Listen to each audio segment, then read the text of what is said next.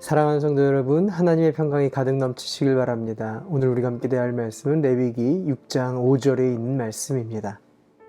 거짓으로 증언하면서까지 자기의 것이라고 우긴 물건이든 모두 물어내야 한다. 그는 이 모든 것을 모자람이 없이 다 갚아야 할 뿐 아니라 물어내는 물건값의 5분의 1에 해당하는 값을 보태어 본래의 임자에게 갚되 속건 제물을 바치는 날로 갚아야 한다. 앞서 속죄제와 속건제는 한 제사다 이렇게 말씀드렸습니다. 죄를 범할 때엔 하나님께 먼저 죄를 범한 것입니다. 그러나 하나님뿐만 아니라 사람에게도 죄를 범했을 경우엔 속죄제뿐만 아니라 속건제도 함께 드림으로 사람과의 관계마저도 막힘없이 풀어야 한다라고 말씀하시는 것입니다. 5분의 1에 대해서 더 갚도록 배상제도를 두신 것입니다. 이렇게 배상하는 것마저도 제사로 여겨주신 것입니다.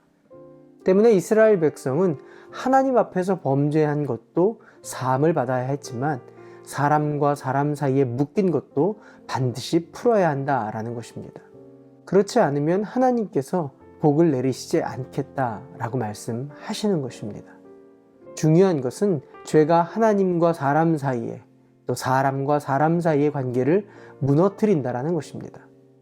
하나님의 백성으로 살 수 없도록 만드는 것이 죄라는 것을 다시 기억하게 하시는 것입니다. 예수님께서도 마태복음 5장 23절과 24절에 이렇게 말씀하십니다.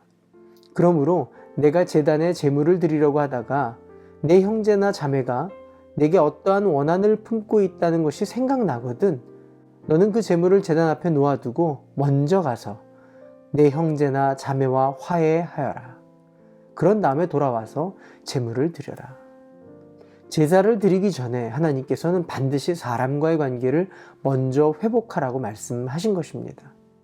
그것은 피해를 입은 사람 혹은 원한을 품고 있는 사람에게 찾아가서 그 마음이 풀릴 만큼 흡족할 만큼의 변상을 함으로 그 피해 입은 자 혹은 원한을 품은 자가 더 이상 저주하지 않도록 평안한 마음을 갖도록 하게 하신 것입니다.